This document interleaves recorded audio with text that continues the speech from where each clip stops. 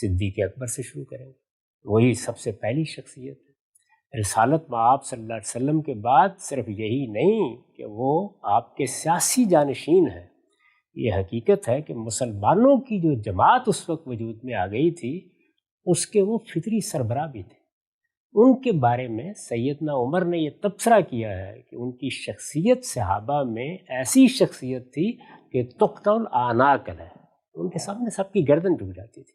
اپنے علم، اپنے تقوی، رسالت مآب صلی اللہ علیہ وسلم کے ساتھ تعلق اور جو کچھ ان کی دین کے لیے خدمات ہیں اور دین میں جو انہوں نے سبقت اختیار کی، یہ سب چیزیں ان کو ایک بڑا ممتاز مقام دیتی ہیں۔ وہ اس پوری امت کے سب سے بڑے آدمی ہیں، اور رسالت مآب صلی اللہ علیہ وسلم کے بعد وہی ہیں جن کی طرف علم کے معاملے میں بھی رجوع کیا جائے گا اور سیاسی معاملات میں بھی مسلمانوں نے انہی پر اعتماد کیا۔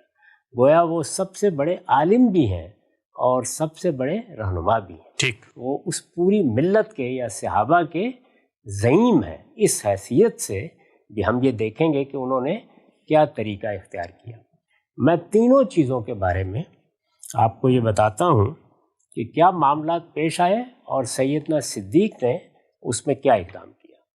پہلی چیز کیا تھی، یعنی کتابت کے بارے میں کیا رائے قائم کی جائے۔ رسول اللہ صلی اللہ علیہ وسلم نے اس سے روک دیا تھا اور بہت سختی کے ساتھ روک دیا تھا، یہ کہا تھا کہ جو کچھ لکھا جا چکا ہے وہ بھی محو کر دیا جائے۔ میں نے ابھی عرض کیا کہ اس میں دو رائے ہو سکتی تھی، ہمیشہ کے لیے روک دیا ہے یا کچھ حدود و قیود ہے۔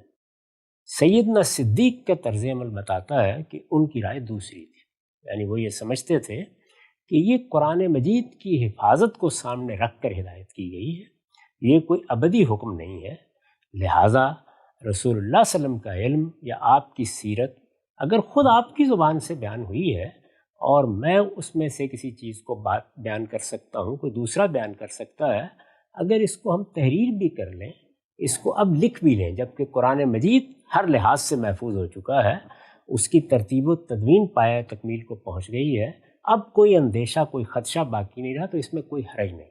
ان کی رائے یہ بنی، اس کی میں آپ کے سامنے تفصیل کروں گا کہ میں یہ بات کس بنیاد پر کہتا ہوں۔ ٹھیک، یہ رائے بنی تو یہ واقعہ آپ کے سامنے ابھی آئے گا۔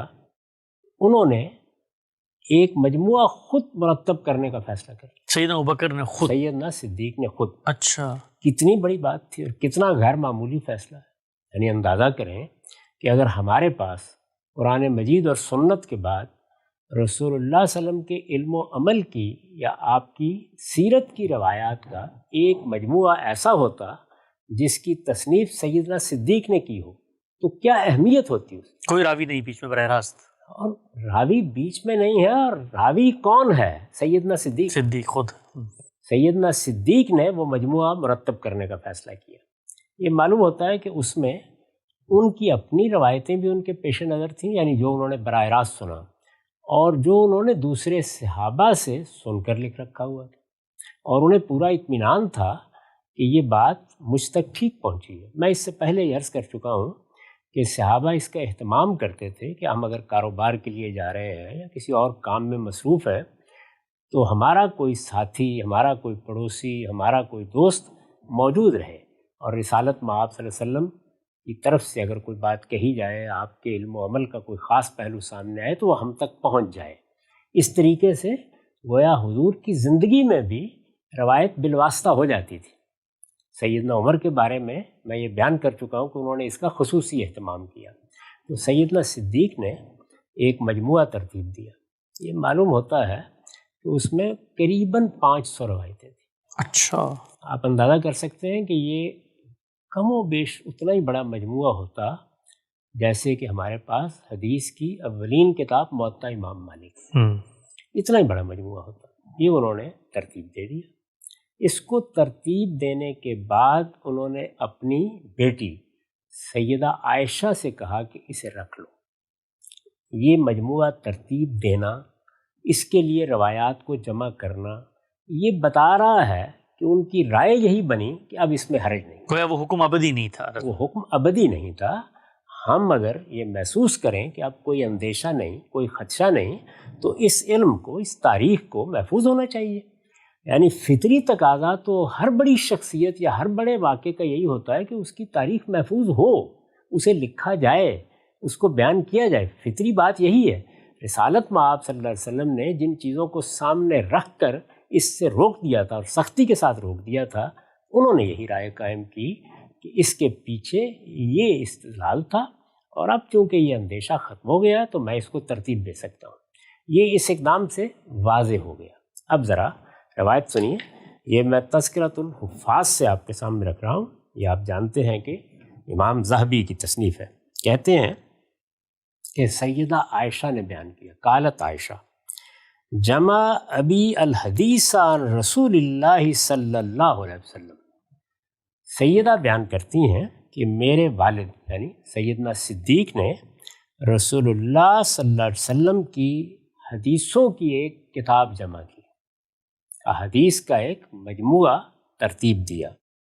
وَكَانَتْ 500 حدیث، اس میں 500 روایتیں تھیں، یہ ایک بڑی تعداد تھی۔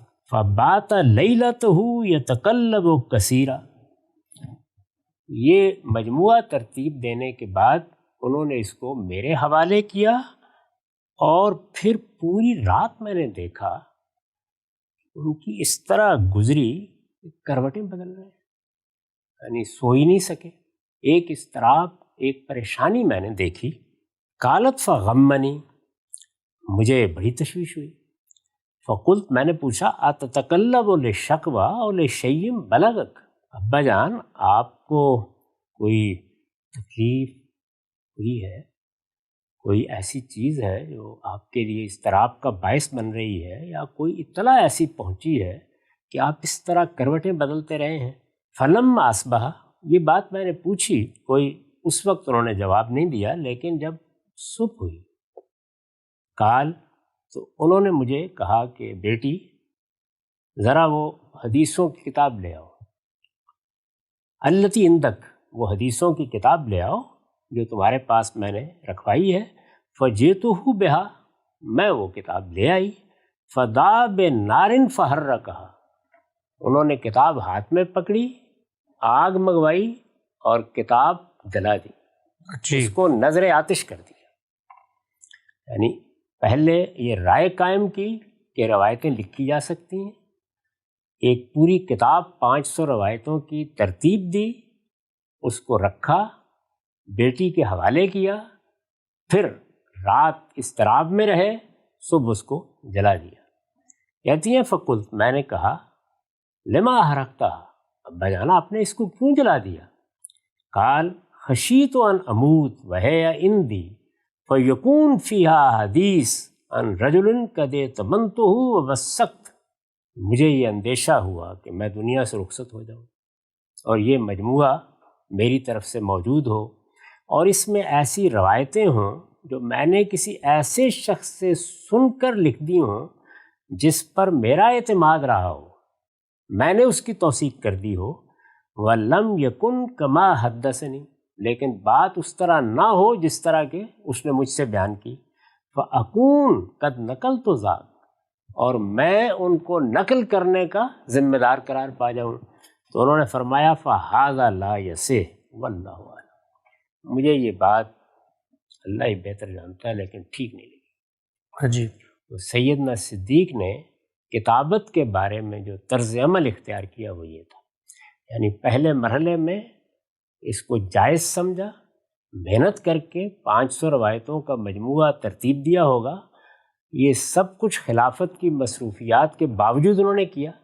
اس سے اندازہ کیا جا سکتا ہے کہ اس علم و عمل کی، اس روایت کی ان کے نزدیک اہمیت کیا ہے، لیکن پھر اس اندیشے سے اس کو جلا دیا کہ رسول اللہ صلی اللہ علیہ وسلم کا معاملہ آسان نہیں ہے، یہ کوئی آسان ذمہ داری نہیں کہ میں قیامت میں اللہ کے سامنے کھڑا ہوں اور مجھ سے پوچھا جائے کہ فلاں اور فلاں شخص پر اعتماد کر کے تم نے ایک بات اللہ کے آخری پیغمبر کی طرف منسوخ کر دی۔ یہاں پھر وہی صورتحال ہے، یہ طرز عمل ہی بتا رہا ہے کہ وہ روایت کو، حدیث کو، سیرت کو، تاریخ کو، جو کچھ بھی رسالت میں آپ صلی اللہ علیہ وسلم کی طرف سے بیان ہو رہا ہے، کیا حیثیت دیتے ہیں۔ پہلے سوال کے جواب میں جو کچھ سیدنا صدیق نے کیا وہ یہ تھا۔ اب دوسرے سوال پر آئیے۔ دوسرا سوال میں نے آپ کے سامنے رکھا تھا کہ جو کچھ زبانی بیان ہو رہا ہے اس کے بارے میں کیا کریں. یعنی جو کچھ زبانی بیان کیا جا رہا ہے اگرچہ رسول اللہ صلی اللہ علیہ وسلم نے اس کی اجازت دے رکھی ہے، لیکن مسئلہ یہ ہے کہ آپ تصدیق کیسے کریں گے. یعنی اگر کسی نے کوئی بات بیان کی، بات سمجھ میں نہیں آ رہی، یا لوگ اختلاف کریں، یا ایک ہی مجلس کی بات ہے وہ 3-4 طریقوں سے بیان ہو گئی، تو اس سے تو بڑے مسائل پیدا ہوں گے. اس کا کیا کریں گے؟ اس معاملے میں سیدنا صدیق نے کیا. سنیے ذرا، یہ ایک مرسل روایت ہے، بیان کرتے ہیں، یہ میں اسی کتاب سے پڑھ رہا ہوں، تذکرۃ الحفاظ سے، کہ ان الصدیق جمع الناس بعد وفات نبی.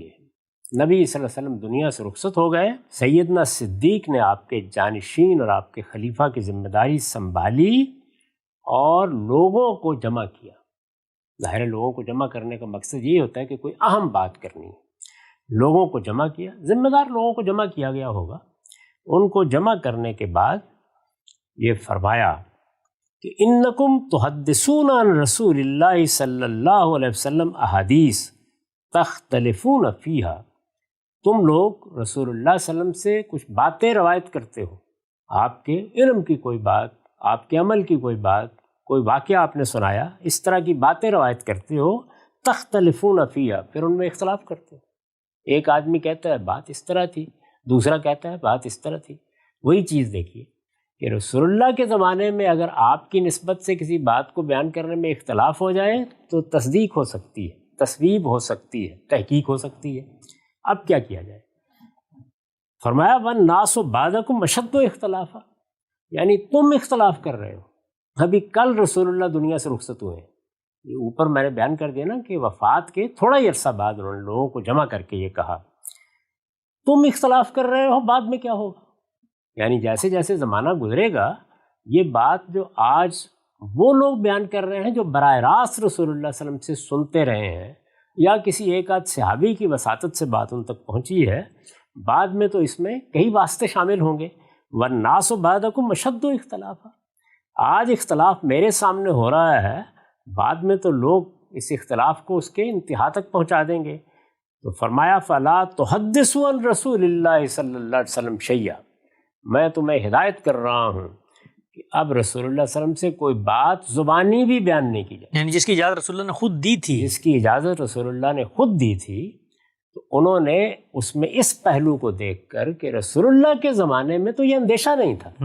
اگرچہ بعض واقعات بیان کیے گئے ہیں کہ رسول اللہ کی موجودگی میں ایک شخص نے آپ کی نسبت سے ایک پورا کا پورا واقعہ بیان کر دیا جا کے اس کو موت کی سزا دی گئی. یعنی جب اس نے ایک غلط بات رسول اللہ کی طرف نہ صرف یہ کہ نسبت دے کر بیان کی، بلکہ اس سے کچھ فائدہ اٹھایا، یعنی باقاعدہ فریب دیا، تو یہ اتنا بڑا معاملہ تھا. رسول اللہ نے اس موقع پر تو یہ کارروائی کر دی. اب کیا ہوگا؟ تو انہوں نے کہا فَلَا تُحَدِّثُوا عَنْ رَسُولِ اللَّهِ صلی اللہ علیہ وسلم شَيْئًا، کوئی چیز اب رسول اللہ کی نسبت سے بیان نہیں کی جائے گی. فَمَنْ سَأَلَكُمْ فَقُولُوا بَيْنَنَا وَبَيْنَكُمْ کتاب اللہ، لوگ پوچھیں گے، سوالات کریں گے، اس لیے ایک فطری بات ہے.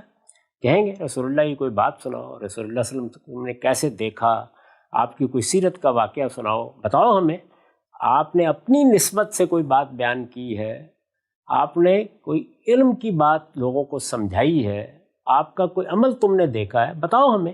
یہ فطری مطالبہ سامنے آئے گا.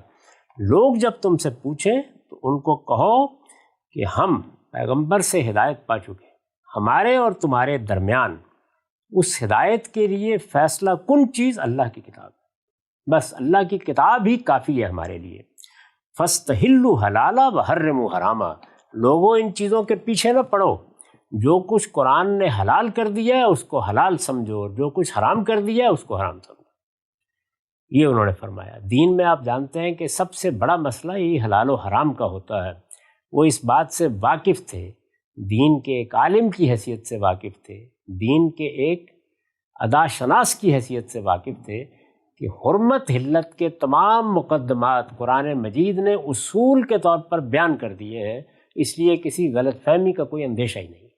حدیث بیان کرنے کے بارے میں بھی انہوں نے پابندی لگا دی اور فرمایا کہ کتابت کا معاملہ تو وہ ہوا، کوئی شخص بیان بھی نہیں کرے گا، اور اس کی وجہ بیان کی اور یہ کہا کہ لوگوں سے کہو کہ وہ اللہ کی کتاب کی طرف رجوع کریں، وہی ہمارے لیے ہدایت کا منبع ہے۔ حلال حرام کے معاملے میں ہر چیز اس میں واضح کر دی گئی ہے، اس کی بنیاد پر جو بات کہنی ہے کہو، حلال ہے تو حلال ہے، حرام ہے تو حرام ہے۔ آپ سے سنت کا ذکر کیوں نہیں فرمایا انہوں نے؟ سنت زیر بحث نہیں ہے، اس لیے کہ وہ رائج ہو چکی ہے۔ جس طرح کہ قرآن مجید لوگوں کے ہاتھوں میں پہنچ چکا ہے، قرآن مجید کے بارے میں تو پھر یہ مسئلہ ہے کہ کہیں کوئی درمیان میں چیز لوگ ڈال نہ دیں، کوئی عبارت لکھ نہ دیں، یعنی ابھی وہ چونکہ اجماع اور تواتر کے مرحلے سے گزر رہا ہے، سنت تو رائج ہو چکی، اس کے بارے میں ادنا تشویش بھی نہیں ہے۔ وہ روز نماز پڑھاتے ہیں، لوگ روزہ رکھتے ہیں، حج و عمرہ بالکل پہلے سے طے ہے، اور سنت کا بہت بڑا حصہ تو ہم یہ ثابت کر چکے، اس کو واضح کر چکے کہ وہ اصل میں ان کی میراث ہے، وہ پہلے سے دین ابراہیمی کی روایت کے طور پر موجود ہے، اس میں تو چند چیزوں کا اضافہ ہوا ہے اور وہ بھی رسم بن چکی ہیں کہ ان کے بارے میں کسی تردد کا اندیشہ ہی نہیں ہے۔ تو یہ سب چیزیں اگر سمجھنی ہوں تو اس بحث کو سن لینا چاہیے، اس کے بارے میں کوئی تشویش ہو ہی نہیں سکتی تھی، قرآن کے بارے میں ہو سکتی تھی۔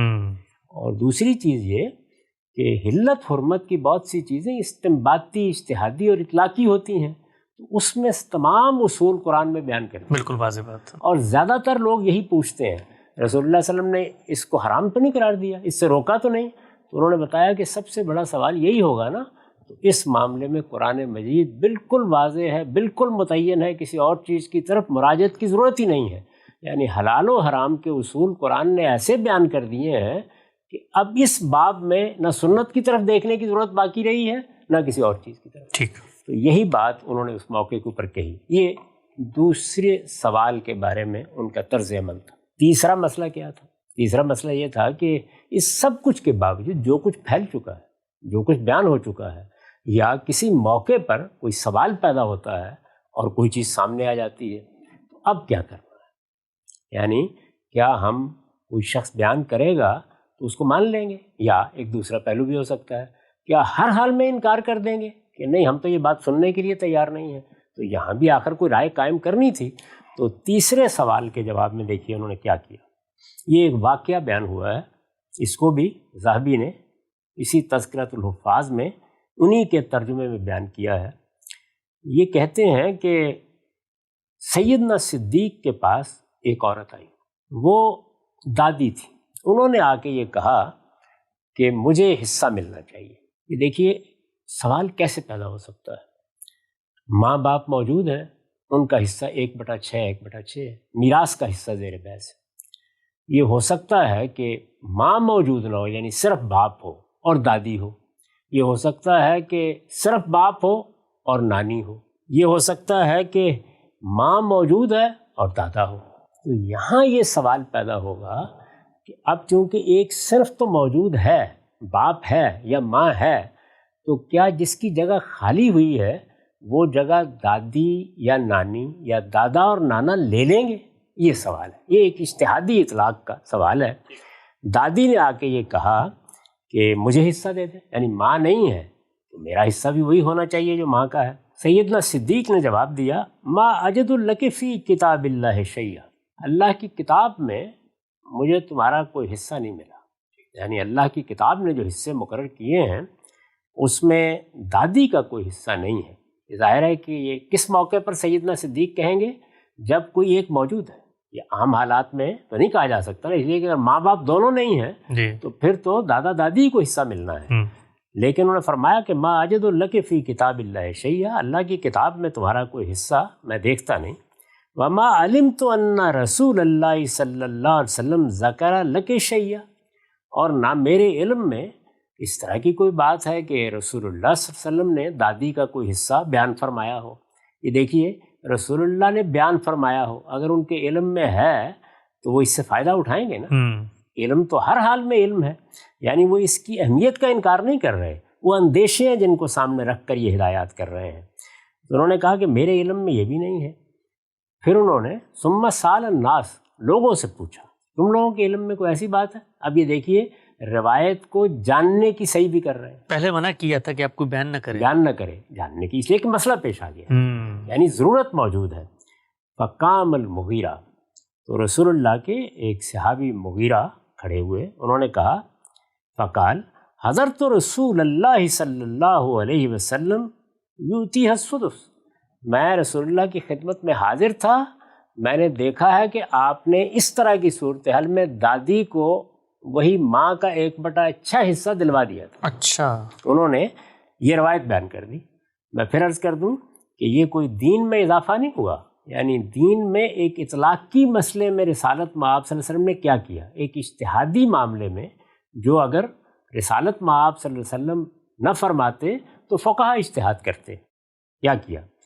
فقال لہو، سیدنا صدیق نے ان سے کہا، اب دیکھیے ایک صحابی براہ راست بیان کر رہے ہیں، کہتے ہیں حضرت تو رسول اللہ صلی اللہ علیہ وسلم، میں حاضر تھا، میں موجود تھا وہاں پہ، حضور نے یہ کیا تھا۔ فقال لہو هل معک احد، تمہارے ساتھ کوئی شخص گواہی دینے والا ہے؟ عجیب۔ فشاہد محمد بن مسلمہ بمثل ذالک، چنانچہ محمد بن مسلمہ نے اسی بات کی گواہی دی، انہوں نے کہا کہ ہاں ایسے ہی فرمایا تھا۔ فَأَنْفَذَهُ لَهَا ابو بکر رضی اللہ عنہ، سیدنا صدیق نے دادی کے لیے اس فیصلے کا نفاذ کر دیا۔ رسالت مآب صلی اللہ علیہ وسلم کا فیصلہ جب متحقق ہو گیا تو انہوں نے اس پر عمل کیا اور اس کا نفاذ کر دیا۔ یہ معلوم ہوا کہ جو کچھ کیا جا رہا ہے وہ احتیاط کا تقاضا ہے، وہ ذمہ داری کا تقاضا ہے۔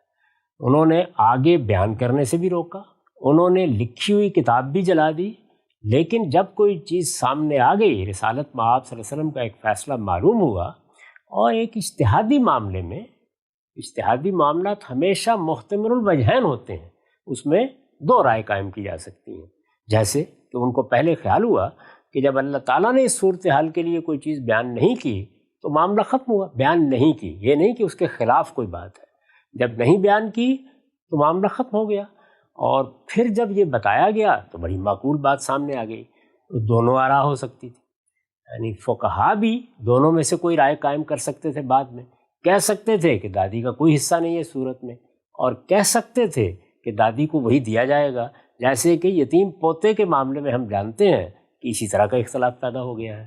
تو انہوں نے اس موقع کے اوپر جب یہ دیکھا تو کیا کیا، یعنی خبر واحد تھی، ایک شخص نے بیان کی تھی، اس کو اسی طرح قبول نہیں کیا، اس کے ساتھ شہادت کے طریقے کے اوپر ایک دوسرے آدمی کو طلب کیا، جب انہیں وہ شہادت میسر آ گئی تو اس وقت انہوں نے اس کے مطابق فیصلہ کر دیا۔ اس سے یہ معلوم ہوا کہ ان کے ہاں اگر کوئی دین کا مسئلہ ہے، اہمیت رکھنے والی بات ہے، اس میں کسی کا حق تلف ہونے کا اندیشہ ہے یا حق ملنے کا معاملہ ہے، یہ ان کی ذمہ داری ہے کہ وہ حقوق دلوائیں، اس میں اگر کوئی چیز سامنے آتی ہے تو وہ روایت کو محض اس لیے قبول نہیں کریں گے کہ ایک صحابی بیان کر رہا ہے، ذرا حالانکہ صحابی کے بارے میں یہ اندیشہ نہیں ہے کہ وہ کوئی غلط بات اللہ کے پیغمبر کی طرف منسوب کرے گا، اور یہ آگے چل کے میں بتاؤں گا کہ بعد میں ہر تحقیق سے یہ بات ثابت بھی ہوئی، لیکن غلطی لگ سکتی، ایک بات کو سننے سمجھنے میں خطا ہو سکتی ہے۔ تو انہوں نے یہ کہا کہ نہیں، اس طرح کی کسی بات پر ہم گواہی طلب کریں گے، اگر شہادت کا نصاب پورا ہو جاتا ہے تو پھر قبول کریں گے۔ تو اب ذرا خلاصہ کر لیجئے کیا کیا انہوں نے، یعنی اس بات کو انہوں نے مان لیا کہ روایت کو لکھنے سے رسالت مآب صلی اللہ علیہ وسلم نے لاریب منع فرمایا ہے، لیکن یہ ممانعت ابدی نہیں ہے، اس کا تعلق حالات سے ہے، یہ بعض چیزوں کے اندیشے سے ممانعت کی گئی ہے، ایسی صورت نہ رہے تو ہم یہ کر سکتے ہیں، لیکن پھر یہ ذمہ داری خود لینے سے انکار کر دیا کہ میں کسی بات کو بیان کروں اور وہ بات غلط نکلے، میں یہ ذمہ داری لینے کے لیے تیار نہیں ہوں، اور جو کچھ انہوں نے ترتیب دیا تھا اس کو جلا دیا۔ کوئی شخص زبانی روایت بیان کرے، رسول اللہ نے اجازت دی تھی، میں نے عرض کیا کہ اس میں بھی دو امکانات پیدا ہو گئے تھے، اختلاف پیدا ہونے کو سامنے رکھ کر انہوں نے یہ کہا کہ اب کوئی بیان نہیں کرے گا، لوگوں پر پابندی لگا دی، اور اگر کسی چیز کو بیان کرنا ضروری ہوا یا سننا ضروری ہوا، یا وہ ایسی بات ہے کہ جس میں ان کی جو ذمہ داری ہے ایک حکمران کی حیثیت سے مدد مل رہی ہے اور وہ اللہ کے پیغمبر کا علم ہے، تو شہادت کے نصاب کے تحت اس کو قبول کیا، محض ایک آدمی کی روایت کو قبول نہیں کیا۔